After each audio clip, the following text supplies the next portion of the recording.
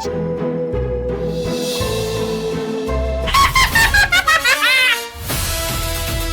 कहानी है एक खुशहाल गांव खुशीपुर की। यहाँ लोग बहुत ही खुश रहते और एक दूसरे का सम्मान करते।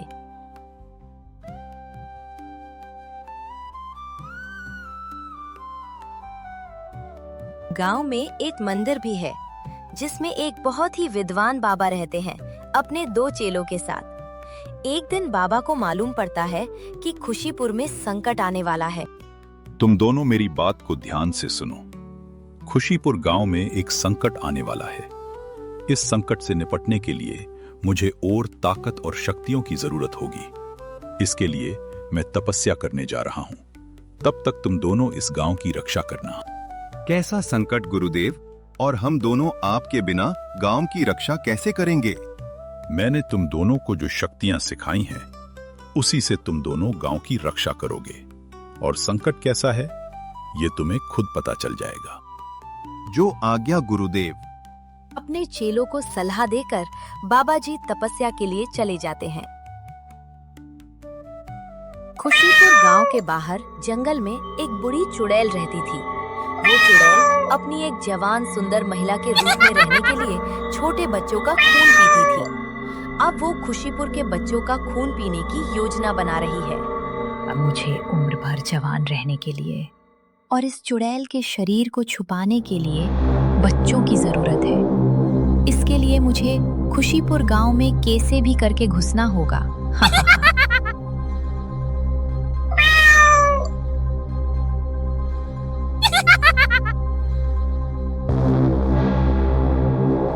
अगली सुबह वो चुड़ैल सब्जी वाली बनकर गांव में बच्चों का पता करने आती है।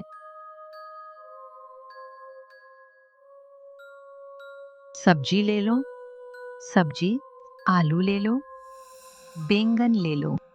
गांव की सभी महिलाएं वहां सब्जी खरीदने आ जाती है। चुड़ैल गांव में बड़े ध्यान से देखती है किस घर में और कितने बच्चे हैं। ऐसे करके वो चुड़ैल पूरे गांव में देखती है कहाँ बच्चे हैं।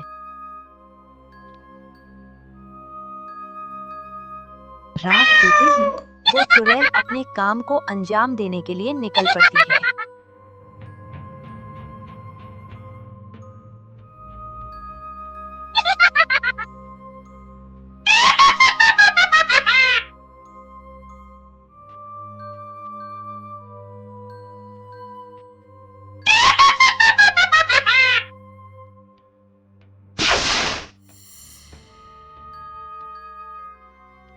चुड़ैल बच्चों को अपने घर लाकर जवानी का उपाय करने लग जाती है।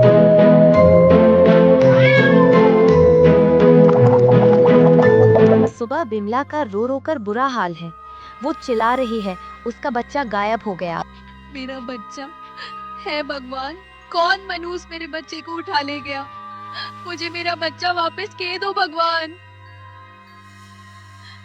हे भगवान, ऐसे कैसे कोई बच्चे को उठा ले गया? क्या तुम्हें बिल्कुल भी नहीं पता चला? हाँ वही तो, कैसी माँ हो तुम? कोई बच्चे को उठा ले गया और तुम्हें पता भी नहीं चला। तभी वहाँ बाबा जी के दोनों चेले आते हैं और बताते हैं बाबा जी ने गांव पे संकट आने की बात कही थी। बाबा जी ने हमें बताया था इस खतरे के बारे में। अब हमें गांव की रक्षा करनी होगी और सभी लोगों को इसके बारे में बताना होगा। अगर तुम लोगों ने पहले ही बता दिया होता तो मेरा बच्चा गायब ना होता। हाँ, हमें माफ कर दो, पर अब हम ऐसा दोबारा नहीं होने देंगे और तुम्हारा बच्चा तुम्हें ढूंढ कर देंगे। आज रात हम दोनों पहरा देंगे।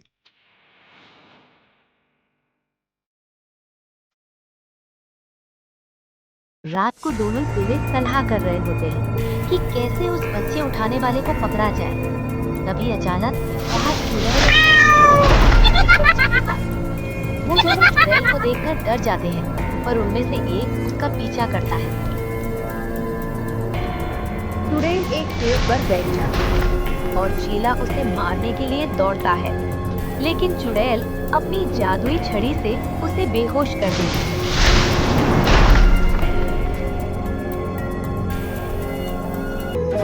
सुबह गांव की पंचायत होती है और दोनों चेले रात को क्या हुआ सब बताते हैं। रात को जब हम पहरा दे रहे थे तब हमें पता चला वो कौन है जो बच्चों को उठा ले जाती है। उठा ले जाती है? मतलब वो कोई औरत है? औरत नहीं प्रधान जी, चुड़ैल। चुड़ैल है। मुझे माफ कीजिए, मैं उसे पकड़ ना सका। क्या चुड़ैल? हे भगवान, अब क्या होगा हम सबका? खुशीपुर तो चुड़ैलपुर बन जाएगा। आप सब चिंता न करें, गुरुदेव जल्दी ही इस चुड़ैल का इलाज लेके आने वाले हैं। कब आएंगे गुरुदेव? तभी वहां गुरुदेव आ जाते हैं।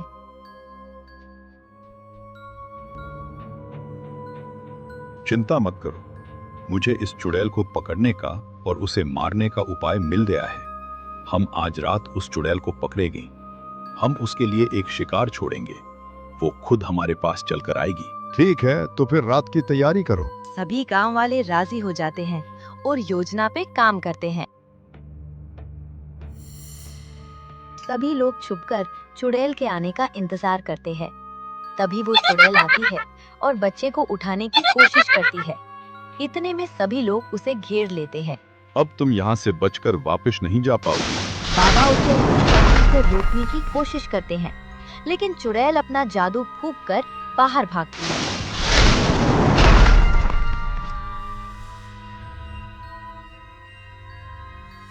चुड़ैल भागना चाहती है, पर बाबा उसे अपनी शक्तियों से रोक देते हैं और दोनों में भयंकर लड़ाई शुरू हो जाती है।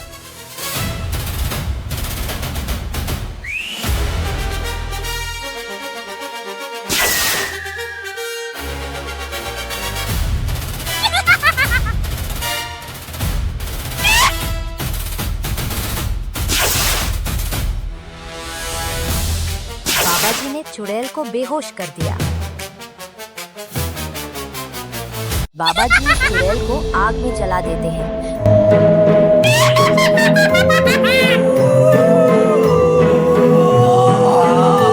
दोनों चेलों ने बच्चों को छुड़ा लिया था और उन्हें उनके माता को सौंप दिया।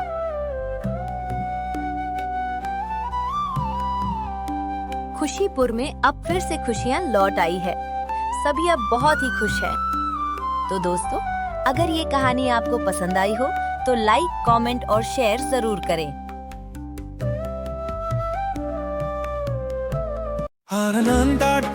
कहानियों का संग न है मुन्ने सुनो एक रंगीन धुन मस्ती भारी कहानियाँ गुनगुनाती राइम्स बचपन के रंग नए नए टाइम्स कहानी